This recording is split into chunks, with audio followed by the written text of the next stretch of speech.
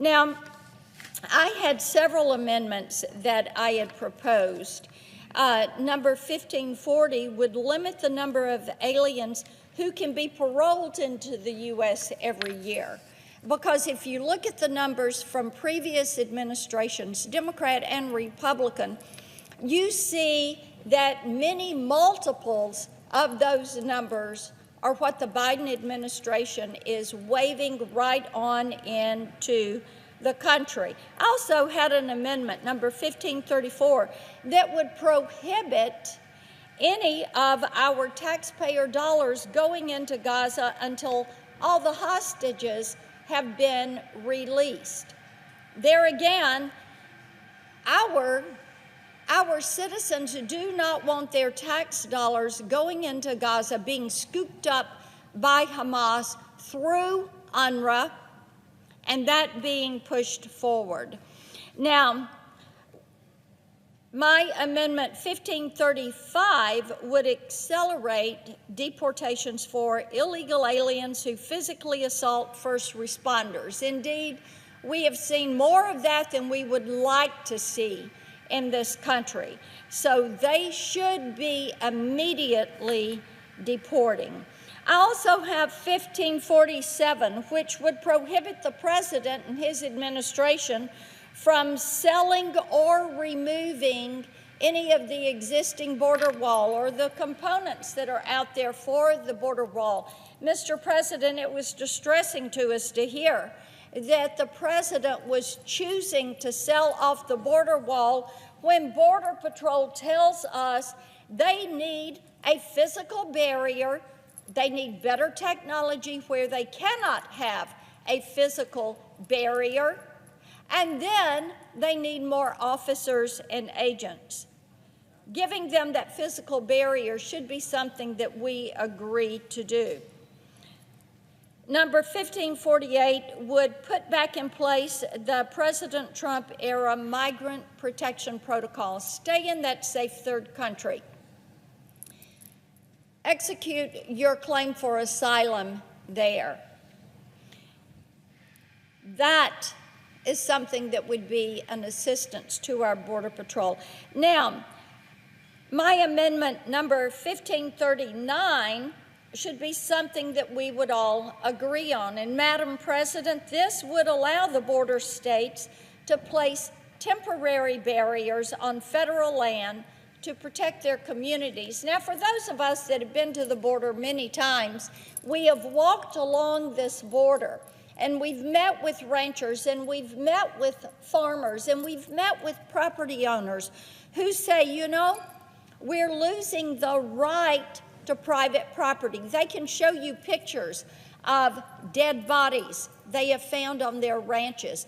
They can show you pictures of fields of melons and tomatoes and produce that have been literally trampled by people that are coming across. So allowing them the right to protect that property.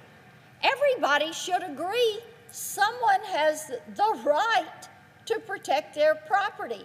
A homeowner backing up to the border there in Arizona need not worry that they're going to walk out their back door and find illegal aliens napping in the backyard or taking a dip in a swimming pool or leaving clothes and water bottles strewn right around their back porch.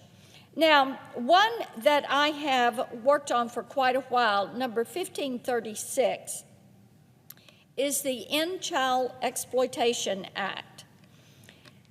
What this would do is end that horrible practice of child recycling.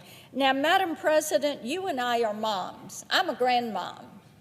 And this legislation would require a DNA test for adults and children to determine the familial relationship between an alien and an accompanying minor. This is important to do. During the Trump era, we did DNA testing at the southern border. Not a difficult task. It's a 45-minute test. And this will save a child's life, because we found that fully a third of those children were being trafficked. We also have learned from Border Patrol that many times a child will present with an adult, they get across the border, and then the child is cut loose. And on the child's arm,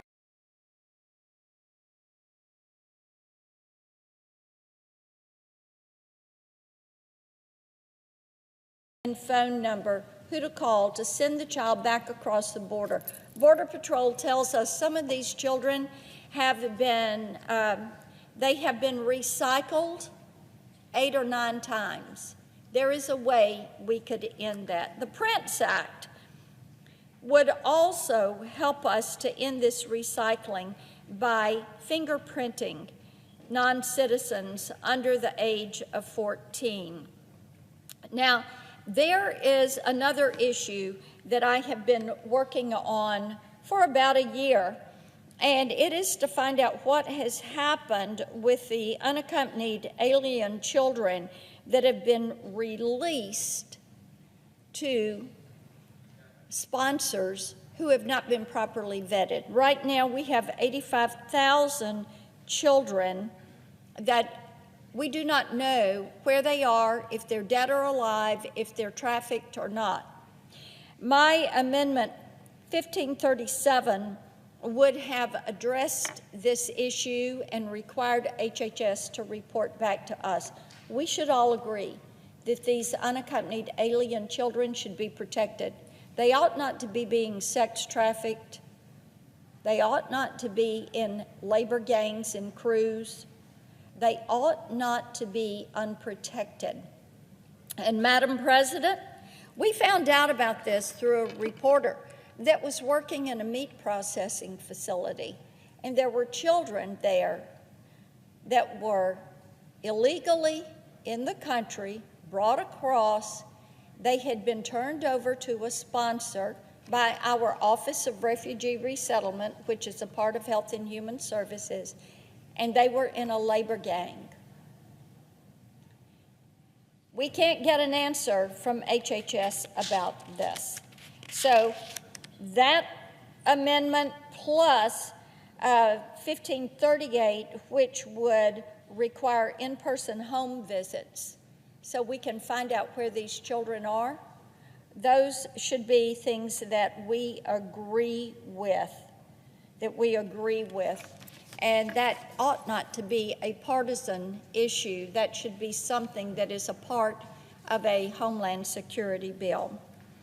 Now, 1533 would require any funding to the UN to be contingent on the organization placing Hamas, Hezbollah, and other foreign and Iranian proxies and groups designated as foreign terrorist organizations on the UN Security Council consolidated list. Terrorist organizations ought not to get the money that is coming from U.S. taxpayers. So it is, there are so many concerns about this process, about this legislation, and the fact that we would rush to pass this so we can go have a good shaken howdy in Munich, I think is so disrespectful of the American taxpayer. It's disrespectful of Tennesseans. We should have taken up H.R. 2. We should have amended and debated that. And we're here when we have a week where we would be working in our states, and we know that this legislation that is in such a rush to be passed for the celebratory moments is dead on arrival in the House.